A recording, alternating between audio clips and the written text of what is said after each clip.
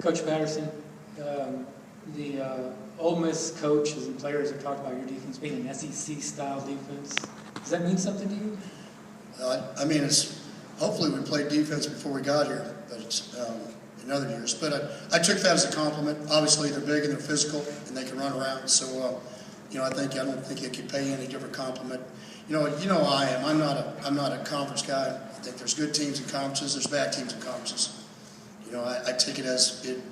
When that was said, we're one of the good SEC defenses, and so we represent the Big 12, and we're honored to do that. But obviously, I thought that was a positive. All right, next question.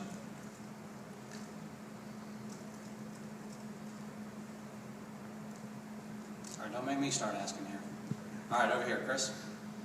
You guys got us up in the morning. Don't ask questions. You're like my team. This is for both coaches, Hugh and Gary. Chris Cotter from ESPN.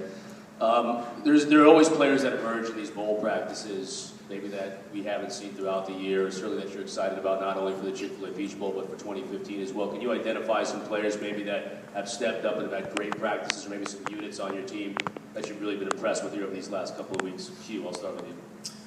First name that popped in my mind was Rod Taylor.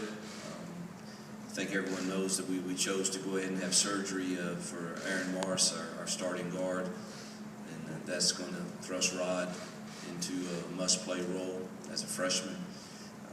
I love the way he practices, and he loves the game, plays it very, very hard and physical. He'll make his mistakes, I'm certain, but been really impressed with the bowl practices with him. And I would say also Quincy Attaboy Joe. Thought he's had a really good prep, getting ready for this game. We're obviously going to need him to make some plays with the loss of Laquan and Vince. And defensively, been really, really pleased with Christian Russell. I think he's a guy that can really help us with the things we're going to have to face, and he's really. The loss of his position coach, wasn't quite sure how that preparation would go, but Corey Batoon has stepped in and done a wonderful job in teaching our plan to those guys, and I think he's had a really, really solid prep also. For us, probably just the running back position. B.J. Catalon, I chose to, after 7 weeks, worried about putting a guy back into a ball game of this magnitude. Just Aaron Green in the running back position, how they stepped up. And hopefully the way they do things, because we'll have to be able to run the football against this group on defense. Even though a lot of people haven't had the success, to give yourself a chance to be even keel as far as your offense is concerned. Just offense in general, I thought that we did not play as much with an edge probably the last 4 or 5 ball games. Maybe with Kansas State, I think the offense has kind of got back to that point of trying to get back to playing with an edge. I thought after we got through the first, probably maybe after the Texas Tech game, I thought we've had to grind out ball games. And so really our whole push was to get back to a little bit up-tempo, more speed, doing the things we needed to do. Defensively, guys have played all well, but really 2 of the guys I think probably made a difference for us has been our 2 linebackers. Marcus Mallet was a guy that really hadn't played and really has had a tremendous season as a senior. Then Paul Dawson, that was a wide receiver out of high school that has ended up being a Walter Camp All-American.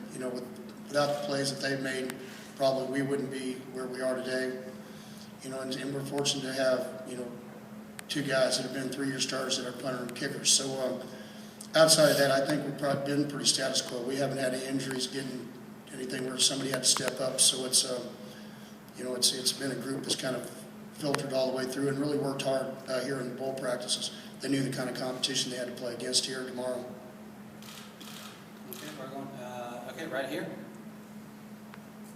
I'd like to ask both coaches, with the new bowl selection process this year, leading to more, I guess for lack of a better word, competitive matchups, have you been inclined to change the distribution of the snaps that people are getting in practice and going with your number 1 guys, whereas in past years, I know you used bowl practices to work with a lot of the younger guys?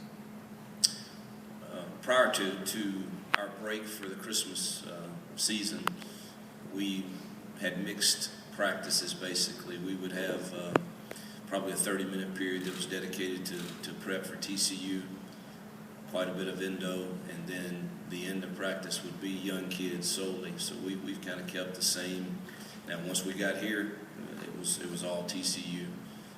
So we've kind of had a mixture. Our schedule set up pretty good for this, really. So because we had 7 practices before we left, so you're getting, even though it's split, you're still getting a good prep work for the game.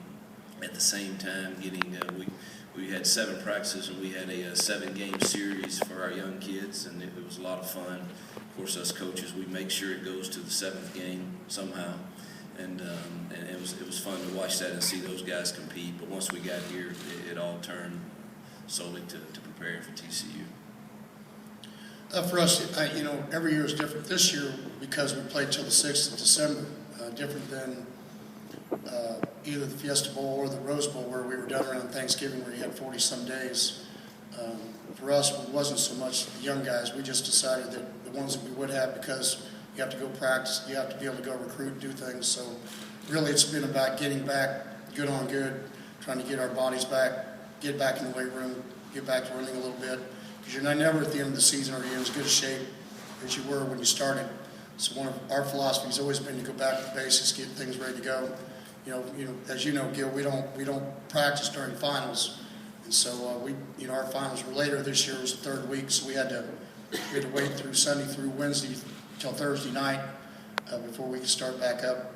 Just like Coach, we got in 7 or 8 practices before we got here, and then we've had 3 or 4 since when we end. So everything's been basically towards Ole Miss, besides just going good on good against ourselves.